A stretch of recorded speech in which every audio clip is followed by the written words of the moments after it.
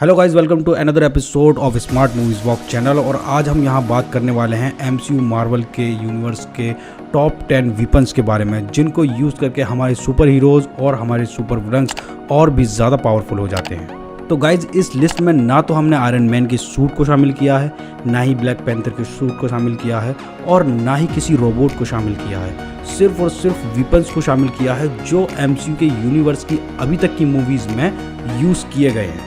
Without wasting more time start करते हैं video और आपको बताते हैं सभी पावरफुल वीपन्स के बारे में।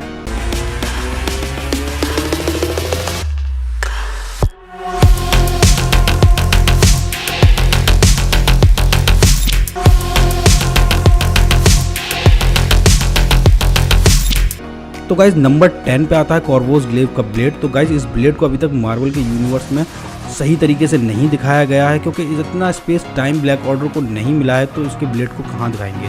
और गाइज, ब्लैक ऑर्डर को भी इतनी अच्छी तरीके से नहीं दिखाया गया है इन्फिनिटी वॉर में। तो गाइज, ये ब्लेड इतना ज़्यादा पावरफुल है कि उसने माइंड स्टोन की रेस को पूरी तरीके से रिफ्लेक्ट कर दिया था इन्फिनिटी वॉर में।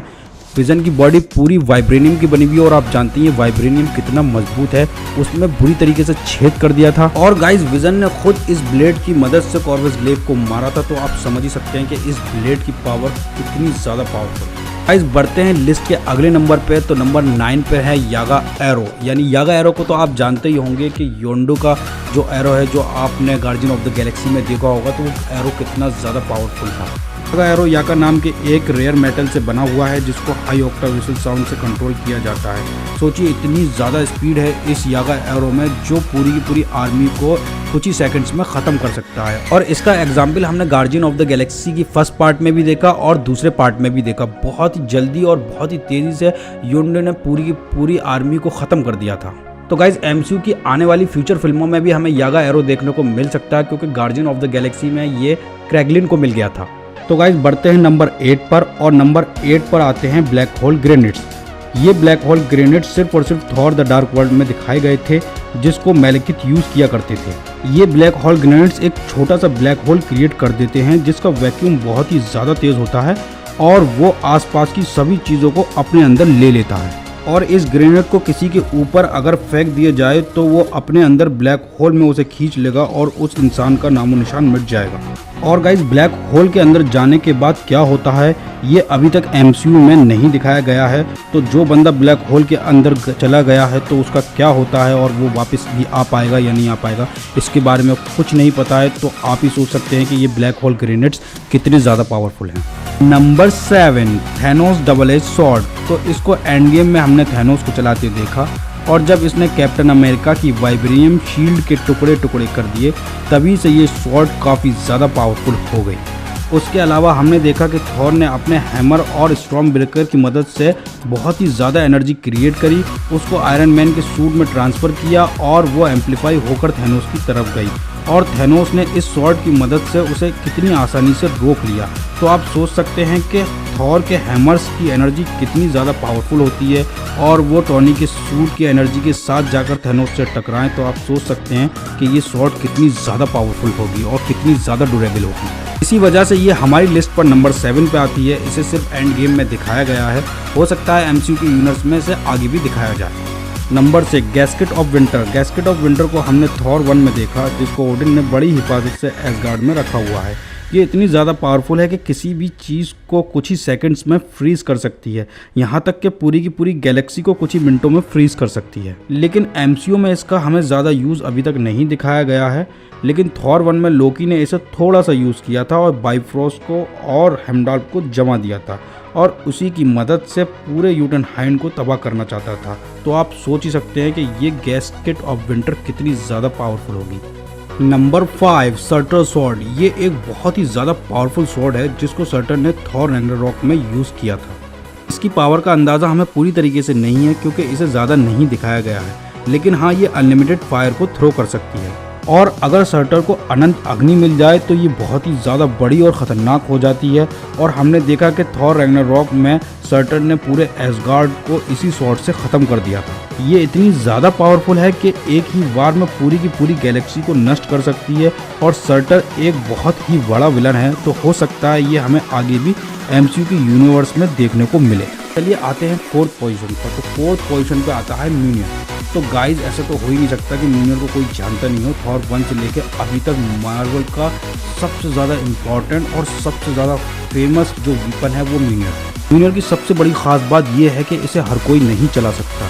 जिसको म्यूनियर वर्दी समझता है और जो वाकई में कैपेबल है वही इसे चला सकता है, अदरवाइज तो कोई इसे हिला भी नहीं सकता। हमने एवेंजर 2 में देखा कि सभी एवेंजर ने इसको उठाने की कोशिश करी लेकिन सभी नाकामयाब रहे। म्यूनियर पहले हेला के पास हुआ करता था, लेकिन हेला के कैद होने के बाद ये थॉर के पास आया और थॉर ने इससे बहुत बड़ी बड़ी लड़ाइयाँ लड़ी हैं और सभी लड़ाइयाँ जीती भी हैं। म्यूनियर के बारे में आपको मैं ज़्यादा कुछ नहीं बताऊंगा क्योंकि ऑलरेडी सभी लोग म्यूनियर के बारे में जानते हैं ये क्या है और किसका हथियार है और कितना ज़्यादा पावरफुल है, और ये हमारी लिस्ट पर नंबर 4 पर आता है। बढ़ते हैं अपने अगले वीपन पर जिसको बहुत कम लोग जानते हैं और ये वीपन लिस्ट के सभी पिछले वीपन से ज़्यादा पावरफुल है और नंबर 3 की पोजीशन को डिजर्व करता है। तो गाइज मैं बात कर रहा हूँ गंगनीर, जो कि एसगार्ड का वीपन है और हमेशा इसको ओडिन यूज किया करते थे। लेकिन इस वीपन को बहुत अच्छी तरह से अभी तक मार्वल की मूवीज में हमारे सामने नहीं दिखाया गया है। उसका एक बहुत बड़ा रीजन ये भी है कि ओडिन को मार्वल की मूवीज में ज़्यादा स्पेस मिला नहीं है। इस वजह से हम इस वीपन की पावर्स को पूरी तरह से नहीं देख पाए हैं।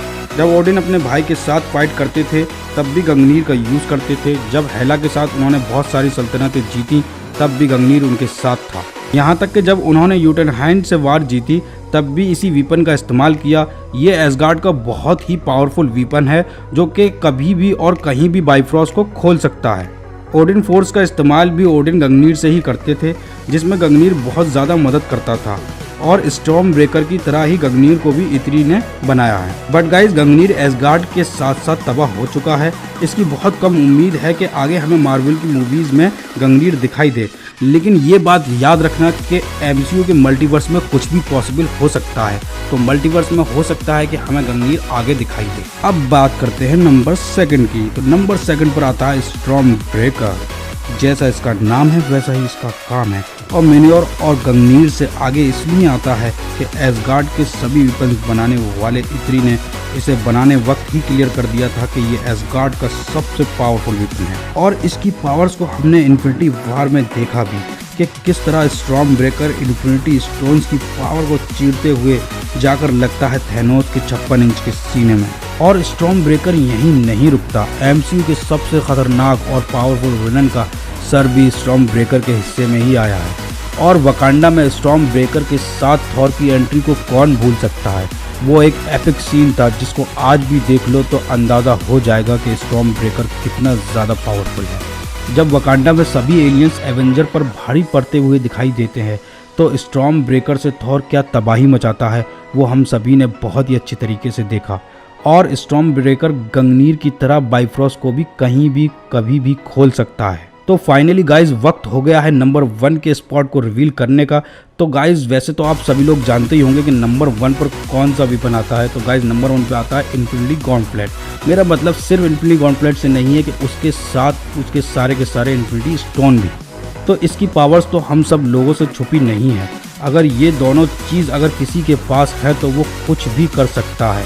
कुछ भी से मेरा मतलब कुछ भी। सिर्फ एक चुटकी बजाकर पूरा यूनिवर्स ख़त्म किया जा सकता है और एक चुटकी बजाकर पूरे के पूरे यूनिवर्स क्रिएट भी किए जा सकते हैं। कहने का मतलब ये है कि इन्फिनिटी गॉन्टलेट सब कुछ कर सकता है जो आप अपने माइंड में सोच सकते हो। तो गाइज ये थी लिस्ट एमसीयू के मोस्ट पावरफुल वीपन्स की जिनको हमारे सुपर हीरोज और विलन्स यूज़ किया करते हैं। गाइज अगर आपको मेरी वीडियो ज़रा भी पसंद आई तो वीडियो को लाइक, चैनल को सब्सक्राइब ज़रूर कर दें, साथ में बेल आइकन को भी प्रेस कर दें। उससे ये होगा कि हमारी इंटरेस्टिंग वीडियो और शानदार वीडियो आपको सबसे पहले और डायरेक्ट मिलेंगी।